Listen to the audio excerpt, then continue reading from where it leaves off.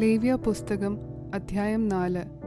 യഹോവ പിന്നെയും മോശയോട് അരുളിച്ചെയ്തത്, നീ ഇസ്രായേൽ മക്കളോട് പറയേണ്ടതെന്തെന്നാൽ, ചെയ്യരുതെന്ന് യഹോവ കൽപ്പിച്ചിട്ടുള്ള വല്ല കാര്യത്തിലും ആരെങ്കിലും അബദ്ധവശാൽ പിഴച്ച് ആ വക വല്ലതും ചെയ്താൽ, അഭിഷിക്തനായ പുരോഹിതൻ ജനത്തിന്മേൽ കുറ്റം വരത്തക്കവണ്ണം പാപം ചെയ്തു എങ്കിൽ, താൻ ചെയ്ത പാപം നിമിത്തം അവൻ യഹോവയ്ക്ക് പാപയാഗമായി ഊനമില്ലാത്ത ഒരു കാളക്കിടാവിനെ അർപ്പിക്കണം.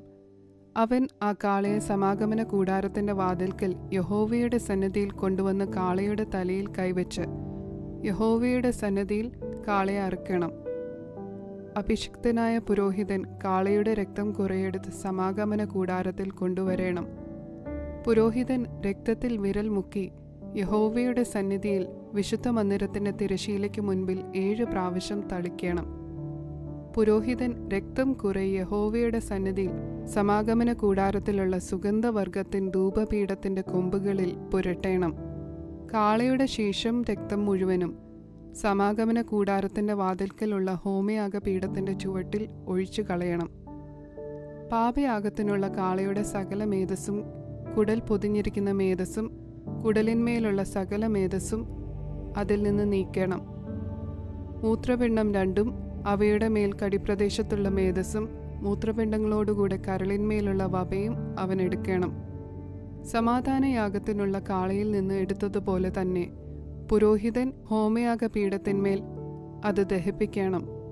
കാളയുടെ തോലും മാംസം മുഴുവനും, തലയും കാലുകളും കുടലും ചാണകവുമായി കാളയെ മുഴുവനും അവൻ പാളയത്തിനു പുറത്ത് വെണ്ണീറിടുന്ന വെടിപ്പുള്ള സ്ഥലത്ത് കൊണ്ടുപോയി വിറകിന്മേൽ വെച്ച് തീയിട്ട് ചുട്ടുകളയണം. വെണ്ണീർ ഇടുന്നിടത്ത് വെച്ച് തന്നെ അത് ചുട്ടുകളയണം. ഇസ്രായേൽ സഭ മുഴുവനും അബദ്ധവശാൽ പിഴയ്ക്കുകയും ആ കാര്യം സഭയുടെ കണ്ണിന് മറഞ്ഞിരിക്കുകയും ചെയ്യരുതെന്ന് യഹോവ കൽപ്പിച്ചിട്ടുള്ള വല്ല കാര്യത്തിലും അവർ പാപം ചെയ്ത് കുറ്റക്കാരായി തീരുകയും ചെയ്താൽ, ചെയ്ത പാപം അവർ അറിയുമ്പോൾ സഭ ഒരു കാളക്കിടാവിനെ പാപയാഗമായി അർപ്പിക്കണം. സമാഗമന കൂടാരത്തിന്റെ മുൻപാകെ അതിനെ കൊണ്ടുവന്നിട്ട് സഭയുടെ മൂപ്പന്മാർ യഹോവയുടെ സന്നിധിയിൽ കാളയുടെ തലയിൽ കൈവയ്ക്കണം. യഹോവയുടെ സന്നിധിയിൽ കാളയെ അറുക്കുകയും വേണം. അഭിഷിക്തനായ പുരോഹിതൻ കാളയുടെ രക്തം കുറെ സമാഗമന കൂടാരത്തിൽ കൊണ്ടുവരേണം. പുരോഹിതൻ രക്തത്തിൽ വിരൽ മുക്കി യഹോവയുടെ സന്നിധിയിൽ തിരശ്ശീലയ്ക്ക് മുൻപിൽ 7 പ്രാവശ്യം തളിക്കണം. അവൻ സമാഗമന കൂടാരത്തിൽ യഹോവയുടെ സന്നിധിയിലുള്ള പീഠത്തിന്റെ കൊമ്പുകളിൽ കുറെ പുരട്ടണം. ശേഷം രക്തം മുഴുവനും സമാഗമന കൂടാരത്തിന്റെ വാതിൽക്കലുള്ള ഹോമയാഗപീഠത്തിന്റെ ചുവട്ടിൽ ഒഴിച്ചു കളയണം. അതിന്റെ മേധസ് ഒക്കെയും അവൻ അതിൽ നിന്ന് എടുത്ത് യാഗപീഠത്തിന്മേൽ ദഹിപ്പിക്കണം. പാപയാഗത്തിനുള്ള കാളയെ അവൻ ചെയ്തതുപോലെ തന്നെ ഈ കാളയെയും ചെയ്യണം. അങ്ങനെ തന്നെ ഇതിനെയും ചെയ്യണം. ഇങ്ങനെ പുരോഹിതൻ അവർക്ക് വേണ്ടി പ്രായശ്ചിത്തം കഴിക്കണം. എന്നാൽ അത് അവരോട് ക്ഷമിക്കും.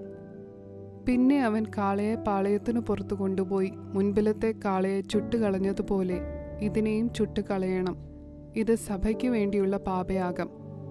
ഒരു പ്രമാണി പാപം ചെയ്യുകയും ചെയ്യരുതെന്ന് തന്റെ ദൈവമായ യഹോവ കൽപ്പിച്ചിട്ടുള്ള വല്ല കാര്യത്തിലും അബദ്ധവശാൽ പിഴച്ച് കുറ്റക്കാരനായി തീരുകയും ചെയ്താൽ, അവൻ ചെയ്ത പാപം അവന് ബോധ്യമായി എങ്കിൽ, അവൻ ഊനമില്ലാത്ത ഒരാൺകോലാട്ടിനെ വഴിപാടായി കൊണ്ടുവരണം. അവൻ ആട്ടിന്റെ തലയിൽ കൈവച്ച് യഹോവയുടെ സന്നിധിയിൽ ഹോമയാഗമൃഗത്തെ അറുക്കുന്ന സ്ഥലത്ത് വെച്ച് അതിനെ അറുക്കണം. അത് ഒരു പാപയാഗം. പിന്നെ പുരോഹിതൻ പാപയാഗത്തിന്റെ രക്തം വിരൽ കൊണ്ട് കുറെയെടുത്ത് ഹോമയാഗപീഠത്തിന്റെ കൊമ്പുകളിൽ പുരട്ടി ശേഷം രക്തം ഹോമയാഗപീഠത്തിന്റെ ചുവട്ടിൽ ഒഴിച്ചു കളയണം. അതിന്റെ മേധസ്സൊക്കെയും അവൻ സമാധാനയാഗത്തിന്റെ മേധസ് പോലെ യാഗപീഠത്തിന്മേൽ ദഹിപ്പിക്കണം. ഇങ്ങനെ പുരോഹിതൻ അവന്റെ പാപം നിമിത്തം അവന് വേണ്ടി പ്രായശ്ചിത്തം കഴിക്കണം. എന്നാൽ അത് അവനോട് ക്ഷമിക്കും. ദേശത്തെ ജനത്തിൽ ഒരുത്തൻ ചെയ്യരുതെന്ന് യഹോവ കൽപ്പിച്ചിട്ടുള്ള വല്ല കാര്യത്തിലും അബദ്ധവശാൽ പിഴച്ച് കുറ്റക്കാരനായി തീർന്നാൽ, പാപം അവന് ബോധ്യമായി എങ്കിൽ, അവൻ ചെയ്ത പാപം നിമിത്തം ഊനമില്ലാത്ത ഒരു പെൺകോലാട്ടിനെ വഴിപാടായി കൊണ്ടുവരണം. പാപയാഗമൃഗത്തിന്റെ തലയിൽ അവൻ കൈവച്ചിട്ട് ഹോമയാഗത്തിന്റെ സ്ഥലത്ത് വെച്ച് പാപയാഗമൃഗത്തെ അറുക്കണം. പുരോഹിതൻ അതിന്റെ രക്തം വിരൽ കൊണ്ട് കുറെയെടുത്ത് ഹോമയാഗപീഠത്തിൻ്റെ കൊമ്പുകളിൽ പുരട്ടി ശേഷം രക്തമൊക്കെയും യാഗപീഠത്തിൻ്റെ ചുവട്ടിൽ ഒഴിച്ചു കളയണം. അതിൻ്റെ മേധസ്സൊക്കെയും സമാധാനയാഗത്തിൽ നിന്ന് മേധസ് എടുക്കുന്നത് പോലെ എടുത്ത് പുരോഹിതൻ യാഗപീഠത്തിന്മേൽ യഹോവയ്ക്ക് സൗരഭ്യവാസനയായി ദഹിപ്പിക്കണം. ഇങ്ങനെ പുരോഹിതൻ അവനു വേണ്ടി പ്രായശ്ചിത്തം കഴിക്കണം, എന്നാൽ അത് അവനോട് ക്ഷമിക്കും. അവൻ പാപയാഗമായി ഒരാട്ടിൻകുട്ടിയെ കൊണ്ടുവരുന്നുവെങ്കിൽ ഊനമില്ലാത്ത പെണ്ണാട്ടിനെ കൊണ്ടുവരണം. പാപയാഗമൃഗത്തിൻ്റെ തലയിൽ അവൻ കൈവച്ച് ഹോമയാഗമൃഗത്തെ അറുക്കുന്ന സ്ഥലത്ത് വെച്ച് അതിനെ പാപയാഗമായി അറുക്കണം. പുരോഹിതൻ പാപയാഗത്തിൻ്റെ രക്തം വിരൽ കൊണ്ട് കുറെയെടുത്ത് ഹോമയാഗപീഠത്തിൻ്റെ കൊമ്പുകളിൽ പുരട്ടി ശേഷം രക്തമൊക്കെയും യാഗപീഠത്തിൻ്റെ ചുവട്ടിൽ ഒഴിച്ചു കളയണം.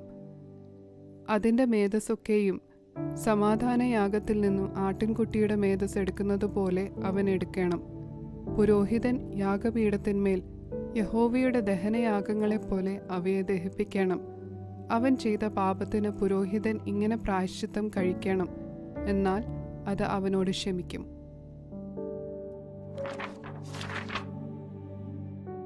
ലേവ്യ പുസ്തകം അധ്യായം 5. ഒരുത്തൻ സത്യവാചകം കേട്ടിട്ട് താൻ സാക്ഷിയായി കാണുകയോ അറിയുകയോ ചെയ്തത് അറിയിക്കാതെ അങ്ങനെ പാപം ചെയ്താൽ അവൻ തൻ്റെ കുറ്റം വഹിക്കണം.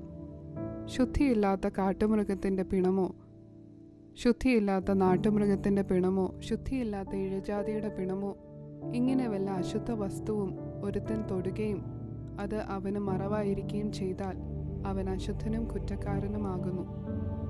അല്ലെങ്കിൽ യാതൊരു അശുദ്ധിയാലെങ്കിലും അശുദ്ധനായ ഒരു മനുഷ്യൻ്റെ അശുദ്ധിയെ ഒരുത്തൻ തൊടുകയും അത് അവന് മറവായിരിക്കുകയും ചെയ്താൽ അതറിയുമ്പോൾ അവൻ കുറ്റക്കാരനാകും. അല്ലെങ്കിൽ മനുഷ്യൻ നിർവിചാരമായി സത്യം ചെയ്യുന്നത് പോലെ ദോഷം ചെയ്യുവാനോ ഗുണം ചെയ്യുവാനോ ഒരുത്തൻ തൻ്റെ അധരങ്ങൾ കൊണ്ട് നിർവിചാരമായി സത്യം ചെയ്യുകയും അത് അവന് മറവായിരിക്കുകയും ചെയ്താൽ അവൻ അതറിയുമ്പോൾ അങ്ങനെയുള്ള കാര്യത്തിൽ അവൻ കുറ്റക്കാരനാകും. ആ വക കാര്യത്തിൽ അവൻ കുറ്റക്കാരനാകുമ്പോൾ താൻ പാപം ചെയ്തു എന്ന് അവൻ ഏറ്റുപറയണം. താൻ ചെയ്ത പാപം നിമിത്തം അവൻ യഹോവയ്ക്ക് അകൃത്യയാഗമായി ചെമ്മരിയാട്ടിൻകുട്ടിയോ കോലാട്ടിൻകുട്ടിയോ ആയ ഒരു പെണ്ണാട്ടിനെ പാപയാഗമായി കൊണ്ടുവരണം.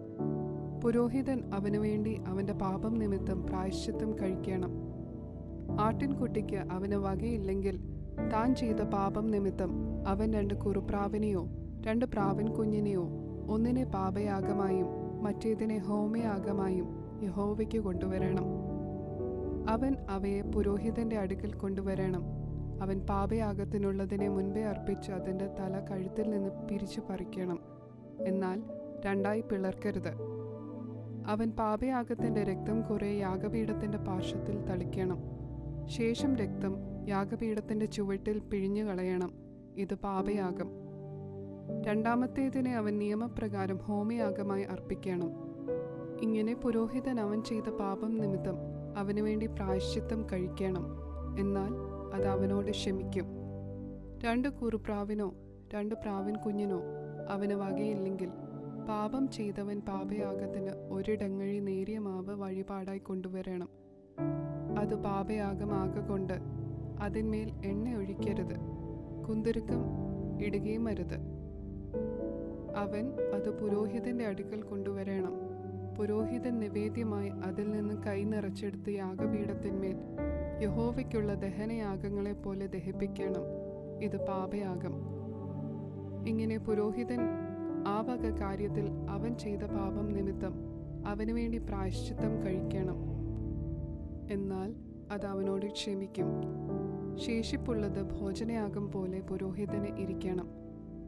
യഹോവ പിന്നെയും മോശയോട് അരുളി ചെയ്തതെന്തെന്നാൽ, ആരെങ്കിലും യഹോവയുടെ വിശുദ്ധ വസ്തുക്കളെ സംബന്ധിച്ച് അബദ്ധവശാൽ അതിക്രമം ചെയ്ത് പിഴച്ചു എങ്കിൽ അവൻ തൻ്റെ അകൃത്യത്തിന് വിശുദ്ധ മന്ദിരത്തിലെ തൂക്കപ്രകാരം നീ മതിക്കുന്ന വിലയുള്ളതായി ഊനമില്ലാത്ത ഒരാട്ടുകൊറ്റനെ അകൃത്യയാഗമായി യഹോവയ്ക്ക് കൊണ്ടുവരണം.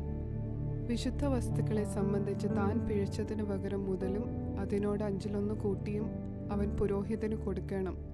പുരോഹിതൻ അകൃത്യയാഗത്തിനുള്ള ആട്ടുകൊറ്റനെ കൊണ്ട് അവനു വേണ്ടി പ്രായശ്ചിത്തം കഴിക്കണം, എന്നാൽ അത് അവനോട് ക്ഷമിക്കും. ചെയ്യരുതെന്ന് യഹോവ കൽപ്പിച്ചിട്ടുള്ള വല്ല കാര്യത്തിലും ആരെങ്കിലും പിഴച്ചിട്ട് അവൻ അറിയാതിരുന്നാലും കുറ്റക്കാരനാകുന്നു. അവൻ തൻ്റെ കുറ്റം വഹിക്കണം. അവൻ അകൃത്യയാഗത്തിനായി നിന്റെ മതിപ്പ് പോലെ ഊനമില്ലാത്ത ഒരാട്ടുകൊറ്റനെ പുരോഹിതന്റെ അടുക്കൽ കൊണ്ടുവരണം. അവൻ അബദ്ധവശാൽ പിഴച്ചതും അറിയാതിരുന്നതുമായ പിഴയ്ക്കായി പുരോഹിതൻ അവനു വേണ്ടി പ്രായശ്ചിത്തം കഴിക്കണം. എന്നാൽ അത് അവനോട് ക്ഷമിക്കും. ഇത് അകൃത്യയാഗം. അവൻ യഹോവയോട് അകൃത്യം ചെയ്തുവല്ലോ.